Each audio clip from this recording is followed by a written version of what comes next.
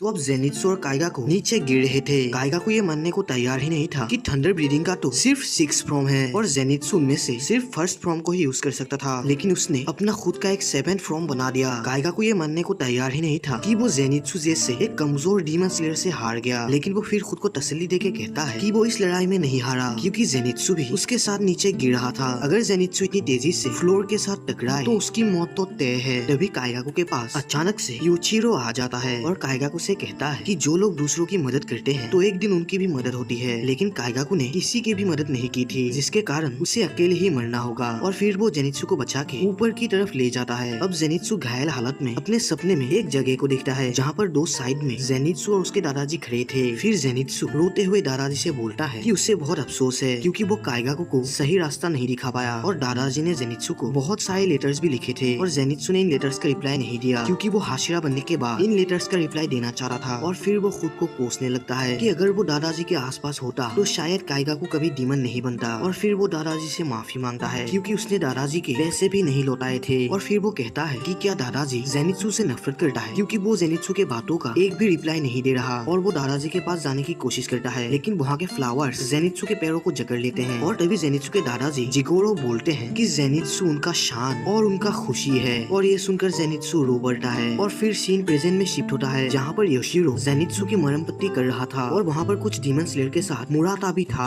जो जेनित्सु को देखकर ही पहचान जाता है और उसे जल्दी से ठीक करने को बोलता है। और फिर योशिरो मुराता को चुप रहने को बोलता है और उसके काम पर ध्यान देने को बोलता है। ये सुनकर मुराता गुस्सा हो जाता है और योशिरो से उसका रैंक पूछता है। अगर उसका रैंक मुराता से कम हुआ तो वो उसे पीट देगा, लेकिन योशिरो बोलता है कि उसे रैंक के बारे में कुछ भी पता नहीं है क्योंकि वो एक डीमन है। और फिर योशिरो बोलता है कि जेनित्सु का सामना जिस अपर मून से हुआ जरूर वो बहुत कमजोर था, जिसके वजह से जेनित्सु आज जिंदा है। ये सुनकर मुराता और भी ज्यादा भड़क जाता है और योशिरो को चुप रहने को बोलता है। और मुराता की चीख से वहाँ पर बहुत सारे डीमन आ जाते हैं और तभी हमें योशिरो के बारे में बताया जाता है। योशिरो पहला एक ऐसा डीमन है जिसे मुजान ने नहीं बनाया था बल्कि उसे लेडी टमायो ने बनाया था और टमायो ने उसे डीमन स्लेयर की ड्रेस पहना के बाकी डीमन स्लेयर के साथ मिला दिया था ताकि वो इस मिशन में बाकी डीमन स्लेयर्स की हेल्प कर सके। और योशिरो एक हूबहू इंसान की तरह दिखता था तो उसे कोई भी पहचान नहीं सकता। दूसरी तरफ मुराता और बाकी डीमन स्लेयर्स इन डीमंस को अभी तक मार ही नहीं पा रहा था। और तभी योशिरो अपने ब्लड डीमन आर्ट का यूज करके एक कासुगाई क्रो की हेल्प से ये पता लगा लेता है कि टांजिरो और ग्यो के पास एक अपर मून डीमन आ रहा है। दूसरी तरफ टांजिरो और ग्यो मुजान को अभी तक ढूंढ ही रहे थे। फिर टांजिरो बोलता है कि क्या वो दोनों किसी अपर मून की तरफ भाग रहे हैं। और फिर टांजिरो शिनोबु को कसम देके बोलता है कि वो सभी जरूर जीतेंगे। और तभी वहाँ पर कोई ऊपर के कमरे को तोड़ते हुए टांजिरो और ग्यो की तरफ बढ़ रहा था, जिसकी वजह से वहाँ पर भूकंप आने लगती है और वो तेजी से इन दोनों की तरफ आ रहा था। और तभी टांजिरो को एक स्मेल आती है जिससे वो समझ जाता है कि कौन इन दोनों के पास आ रहा है। और तभी ऊपर का छत फटने लगता है और ग्यो टांजिरो को वहाँ से हटने को बोलता है। और तभी वहाँ पर कोई एंटर करता है और ये अपर मून ट्री आकाजा होता है जो टांजिरो से कहता है कि उन दोनों को मिले हुए बहुत दिन हो गए। और आकाजा ये देखकर हैरान था कि टांजिरो जैसा कमजोर डीमन स्लेयर अभी तक जिंदा है। और फिर वो टांजिरो का नाम लेता है और उसके ऊपर अटैक कर देता है। और टांजिरो भी आकाजा का नाम जोर से चिल्लाता है और काउंटर अटैक के लिए रेडी होता है। और नेक्स्ट सीन में हम एक ककून जैसे एक चीज को देखते हैं और वहाँ पर लेडी टमायो भी थी और टमायो को ये ककून धीरे धीरे एब्जॉर्ब कर रहा था। और टमायो के पास बचने का कोई भी चारा नहीं था तो वो मदद की पुकार लगाने लगती है। असलियत में इस ककून के अंदर मुजान घुसा हुआ था।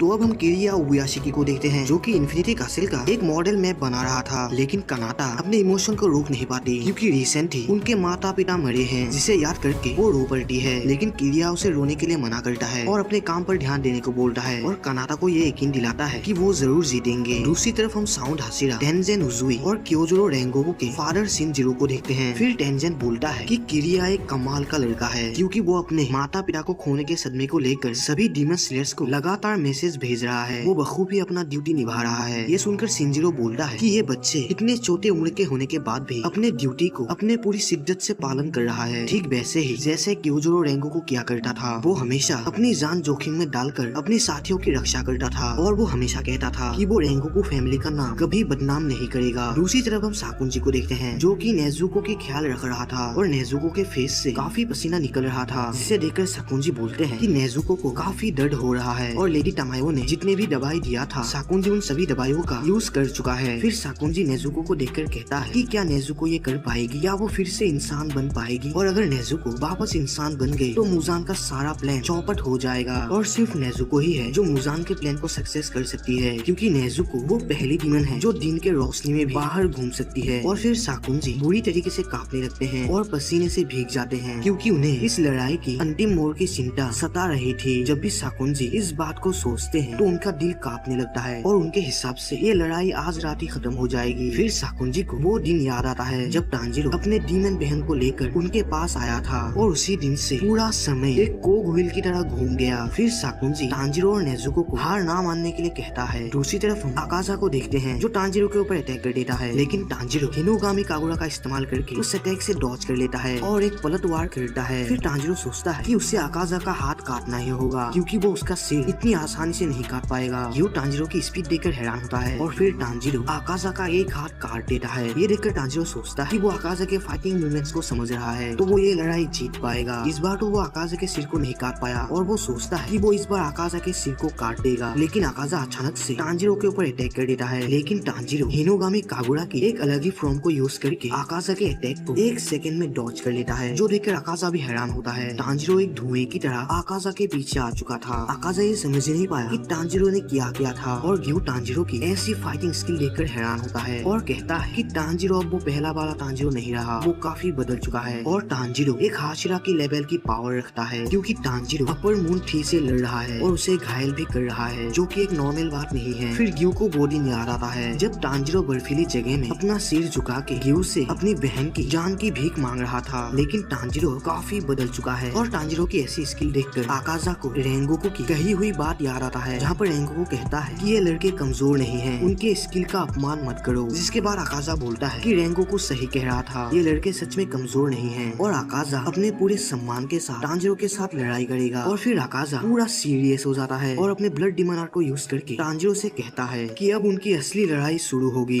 तो अब ग्यू वाटर ब्रीदिंग के थर्ड फॉर्म को यूज करता है और आकाजा के ऊपर अपने पूरी तेजी से अटैक कर देता है। और ग्यू की ऐसी फाइटिंग स्किल देखकर आकाजा भी उससे काफी इम्प्रेस होता है क्योंकि उससे पूरे 5 साल हो गए थे एक वाटर हाशिरा से लड़े हुए। और आकाजा अपने ब्लड डिमन आर्ट से ग्यू के ऊपर मल्टीपल पंचेस करता है, लेकिन ग्यू वाटर ब्रीदिंग के 11th फॉर्म को यूज करके उन सभी अटैक्स को डॉज कर लेता है, जिसे देखकर आकाजा कहता है कि उसने ऐसा पहले कभी नहीं देखा। और उसने जब आखिरी वाटर हाशिरा को मारा था तो उसके पास भी ऐसी टेक्निक्स नहीं थी। तभी तांजिरो हिनोगामी कागुरा से आकाजा के ऊपर अटैक कर देता है, लेकिन आकाजा इससे बड़े ही आसानी से डॉज कर लेता है। तांजिरो ये देखकर हैरान हो जाता है। तभी आकाजा तांजिरो के पीछे आकर उसे मारने वाला होता है। तांजिरो इससे बचने के लिए हिनोगामी कागुरा का इस्तेमाल करने वाला होता है, लेकिन तभी ग्यू वाटर ब्रीदिंग के 2nd फॉर्म को यूज करके आकाजा का हाथ काट देता है, लेकिन आकाजा उससे तुरंत रीजेनरेट कर लेता है। ये देखकर ग्यू आकाजा के ऊपर फिर से अटैक करता है और तांजिरो आकाजा के पैर को काटने की कोशिश करता है, लेकिन आकाजा इसे देख लेता है और तांजिरो के ऊपर एक जानलेवा हमला करता है। तांजिरो इससे बचने की कोशिश करता है, लेकिन उसे थोड़ा अटैक लग गया था, जिससे उसके नाक और मुंह से खून बहने लगता है। दूसरी तरफ ग्यू आकाजा के ऊपर अटैक कर देता है और आकाजा ग्यू की स्किल देखकर बहुत इम्प्रेस होता है और उसे उसका नाम पूछता है क्योंकि आकाजा ग्यू के नाम को हमेशा याद रखेगा। ग्यू बोलता है कि वो किसी डीमन को अपना नाम नहीं बताएगा और ग्यू को बात करना पसंद नहीं, तो उसे ये सब घिनौना लगता है। और इसके रिप्लाई में आकाजा कहता है कि उसे तो बात करना बहुत पसंद है और जब तक ग्यू अपना नाम आकाजा को नहीं बताएगा वो तब तक उसे पूछता ही रहेगा। फिर आकाजा ग्यू के ऊपर एक किक मार देता है, लेकिन ग्यू अपने तलवार से उसे डॉज कर लेता है, लेकिन आकाजा अपने ब्लड डिमन आर्ट को यूज करके ग्यू के ऊपर मल्टीपल किक मारता है, जिसके प्रेशर से ग्यू बहुत दूर जाके गिरता है। तांजिरो ये देखकर ग्यू का नाम जोर से चिल्ला देता है, जिससे आकाजा को ग्यू का नाम पता चल जाता है और वो तांजिरो के ऊपर अटैक कर देता है, जिससे बचने के लिए तांजिरो हिनोगामी कागुरा का इस्तेमाल करता है, लेकिन तांजिरो को फिर से थोड़ा अटैक लग जाता है और वो दूर जाके गिरता है। और आकाजा तांजिरो की तारीफ करता है और कहता है कि उसने खुद को बहुत इम्प्रूव किया, क्योंकि जिस रात क्योजोरो रेंगोकू मरा था तो उस टाइम तो तांजिरो जमीन पर गिरा हुआ एक कमजोर इंसान था और अब तांजिरो पहले से बहुत ताकतवर हो गया है। तो अब आकाजा उसे मारने के लिए उतावला हो रहा है और वो कहता है कि उसे बहुत खुशी है कि क्योजोरो उसी रात मारा गया। बेशक वो बहुत ताकतवर था, लेकिन उसका दिमाग मूर्खता से भरा हुआ था क्योंकि वो डीमन नहीं बना। तांजिरो ये सुनकर बहुत भड़क जाता है और आकाजा से कहता है कि मूर्खता तो आकाजा के दिमाग में भरा हुआ है और वो रेंगोकू के बारे में एक भी और शब्द नहीं सुनेगा। आकाजा कहता है कि वो तो सिर्फ तांजिरो और रेंगोकू की तारीफ कर रहा है। इसके रिप्लाई में तांजिरो कहता है कि आकाजा का कोई हक नहीं रेंगोकू के बारे में कोई भी बात भला बुरा कहना, क्योंकि आकाजा जब चाहे किसी के मुंह में ठोक देता है, चाहे वो कोई भी इंसान हो। आकाजा कहता है कि तांजिरो को कोई गलतफहमी हुई है, वो तो सिर्फ उन्हीं लोगों के मुंह में ठोकता है जो बहुत कमजोर होते हैं। फिर आकाजा थोड़ा निराश हो जाता है और कहता है वो कमजोरों से सख्त नफरत करता है और उसके हिसाब से कमजोरों को तो इस दुनिया से पूरा मिटा देना ही चाहिए। तांजिरो कहता है कि आकाजा बहुत गलत है, क्योंकि अब आकाजा यहाँ पर जिंदा खड़ा है। इसका मतलब है जब बच्चे छोटे होते हैं तो वो वो बहुत कमजोर होते हैं और उन्हें प्रोटेक्ट करने के लिए किसी की मदद की जरूरत होती है। और आकाजा भी ठीक ऐसा ही है, क्योंकि जब आकाजा बच्चा था तो उसे किसी न किसी ने तो प्रोटेक्ट किया होगा और उसे जीने का रास्ता दिखाया होगा, जिसके कारण आज वो जीवित है। और ताकतवरों को हमेशा कमजोरों की मदद करना चाहिए, जिससे कमजोर लोग ताकतवर बन पाएंगे और वो भी आगे चल के कमजोरों की मदद करेंगे और उनकी रक्षा करेंगे। और यही प्रकृति का नियम है। ये सुनकर आकाजा कहता है कि तांजिरो का सोचने का तरीका अलग है और आकाजा तांजिरो की एक भी बात और नहीं सुनेगा।